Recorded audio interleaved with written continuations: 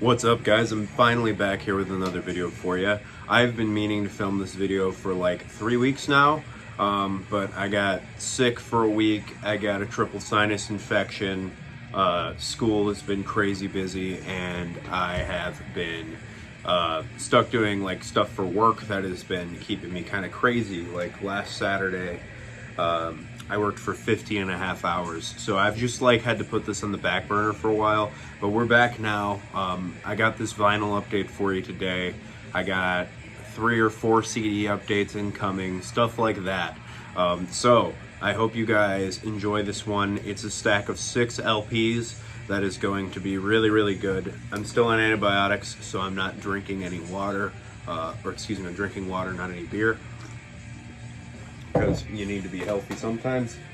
And we're listening to a Furrow Cut Short by Daruk in the background. I had like a hankering to listen to this a couple days ago, and I listened to it once, and then I was just like, man, I forgot how great this record actually is. So we're listening to it again because this is one of the best black metal bands ever. Speaking of black metal, that's the first thing we're going to start off with. We're going to start off with an album, a split album from 2 bands, Vestiges and Panopticon. I'm trying some natural light, so if it looks good, let me know in the comments. This is a 2013 split release from these guys. It's a pretty great record. I really love the album art. Let's show you the back of it too. Nice looking there as well. Nothing too special. It's just like a close-up of the water. It's a really, really nice looking waterfall with some light snow. Gatefold is just a lot of that kind of stuff. Black with a bunch of, explanations and thanks lists, I think. Oh no, it's the lyrics, I think, on the Vestiges side at least. Anyway, so it's a single LP on a really nice vinyl variant. It's like a sort of blue, clear, semi-translucent with black splatter. Really, really cool looking. I think it fits really well with the LP sleeve. I really do appreciate when a vinyl variant matches the actual album cover and the music itself. That's something I find particularly important if you're going to do colored vinyl.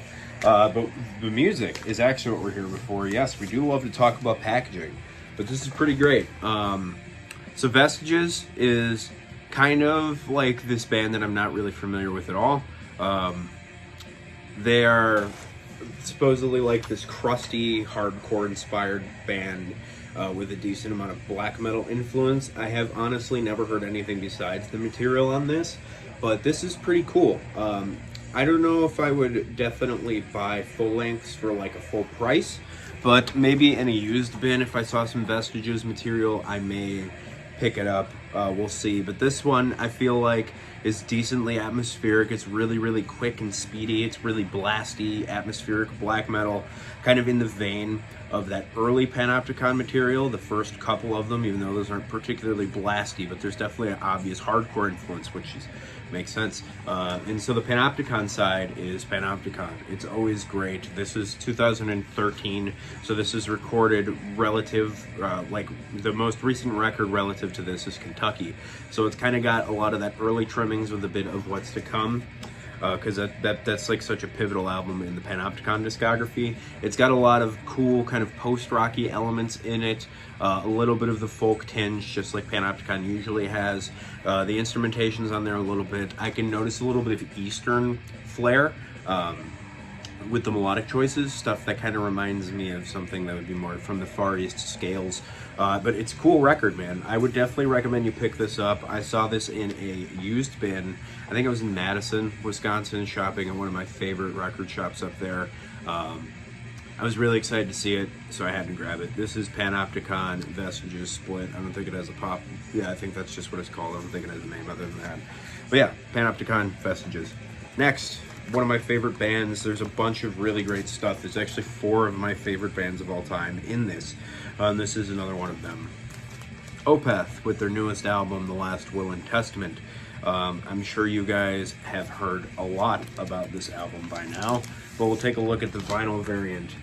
The jacket sleeve is this kind of picture of all of these people, who I imagine are the ones receiving the Last Will and Testament. There's the band photos. I think it's a really great band photo. And then the inside is kind of like Victorian-looking portraits with what I imagine is like a family crest. My family's Eastern European, so we also have a crest. I actually have my family crest on my band's show jacket, from the Polish-Lithuanian Commonwealth in the medieval ages, which is pretty awesome. Actually, it wasn't medieval. This is a really weird poster. I don't know who is going to hang this up because it's really weird, but it's got a bunch of redacted stuff on it. Yeah, I find this interesting to look at, but I will never hang that because who wants to? But that's supposed to, you know, kind of be this explanation of what's going on, your lyrics sheet, this, that, the other, all that kind of fun stuff. And then the other one, let me just make sure there's nothing else in there before I show the LPs. Yeah, there's nothing else. So this is double LP. This is a 45 RPM, by the way, if you do purchase this album. I was lucky enough to score the gold vinyl edition, which I'm pretty fond of. I generally really like gold variants, especially for my favorite albums ever. I wouldn't call this my favorite album ever, but this is one of my favorite bands ever who has an album that I would consider one of my favorites. That sounded very convoluted, but I hope you guys catch my drift as to what it is that I'm talking about. But I'm an absolute sucker for Opeth. This album is a great sort of return to form. It's the reintegration of proper death metal into the Opeth sound, which has been absent at this point for 4 full-length records, which is, you know, you can have your own opinion on it. But this is great. This album kind of reminds me of somewhere a mix between the Encounter Venom album, which obviously was the one right before this, and like Watershed. So it's kind of the transition period into the new era of Opeth, and then kind of mixing that in with the latest record. And I think it's a really good natural progression. And I'm really glad that they reintegrated death metal into their sound because, duh, Opeth. Yeah, so one of my favorite albums of all time. I would say a top 5er for sure. Nightfall by Candlemass, absolute perfect album. I've been wanting this absolutely forever on vinyl, and one of the greatest album covers in metal history. There's the back of it, this clouds. This was my phone background for a long time because I absolutely love it. Them band photos. The 80s were time, man. Wish I could have seen them. But it'd be like that sometimes, don't it? Nothing special hidden therein as far as I know. I always store these outside in the sleeve. There you got a little compilation. What is the word? Not compilation. You guys know what I'm talking about. A collage. There we go. Another band photo that is just very, very, very goofy because that's just what they do, man.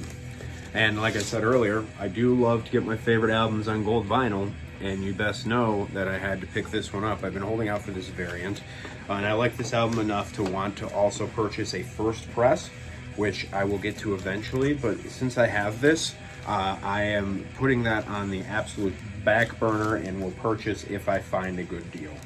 I'm not like a pressing hunter aside from wanting the gold vinyl variants of my favorites, if at all possible. Some of my favorite albums I kind of can't do that on, which is kind of lame.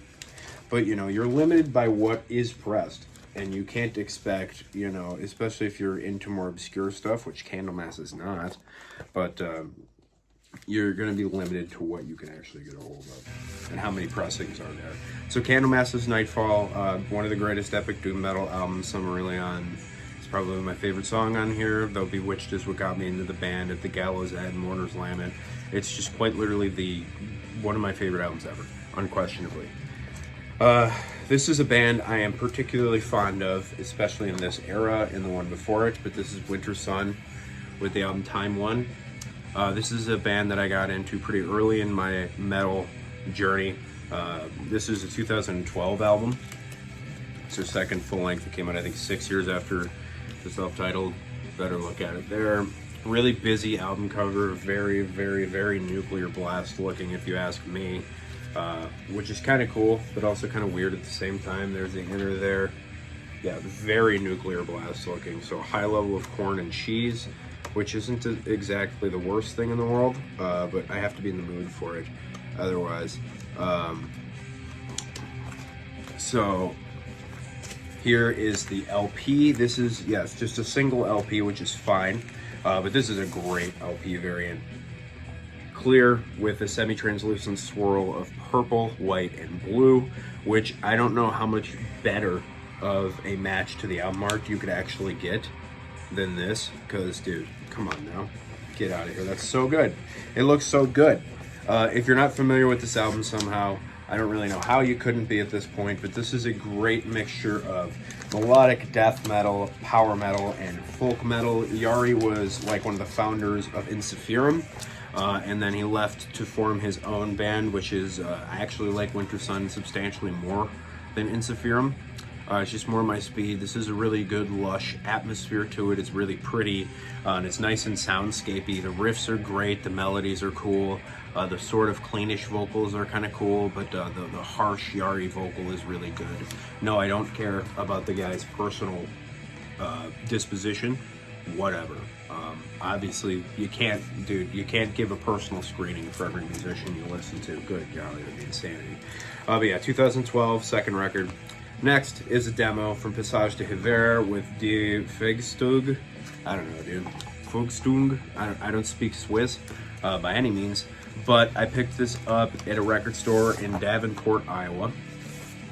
On a whim. I was waiting in line, get a load of that. Awesome album cover, absolutely love that. And I saw Passage de Hiver for a decently cheap price, more like wood grain stuff in here. And I was like, oh man, this is great. I'm gonna just grab that. So I grabbed it, and I'm not that excited about it. This is one of the ambient demos. If you're familiar with this band, the majority of their catalog is demos, so they can all get kind of intertwined in your skull. And this is straight ambient. And it's like, I do love synth music, but this is on the boring side for me. I have to really be in a mood for something like this, black vinyl variant. It's okay.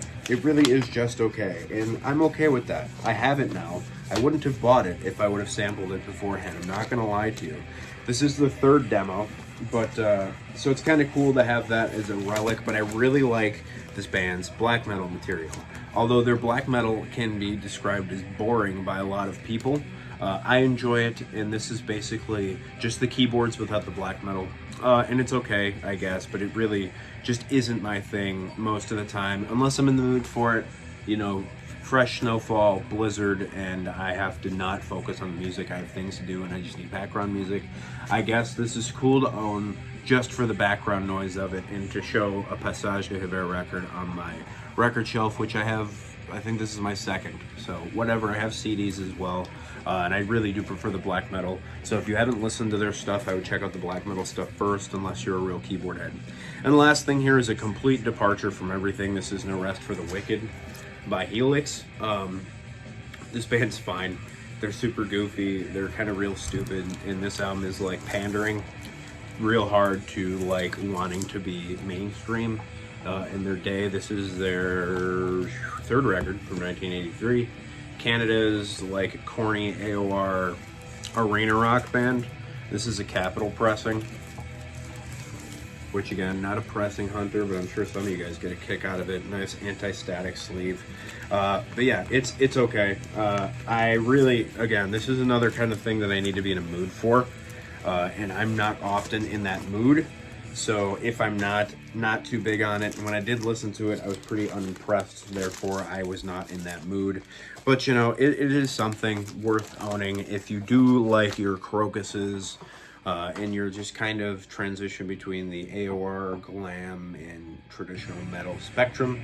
If that's your kind of jam, you probably already know Helix, but if you don't, I guess I would check out the Rock You album. It's much better than that one. I have 3 or 4 Helix albums, and they're not something I really look for, but it's okay. I pick them up when I see them, and Helix is cool, but if you're going to check out anything, I would check out one of those first 4 out of all of this lot. So this is a bit of a shorter video. I'll be back soon with another update. Yeah, I hope you guys enjoyed it. I'll catch y'all later. Keep it greasy.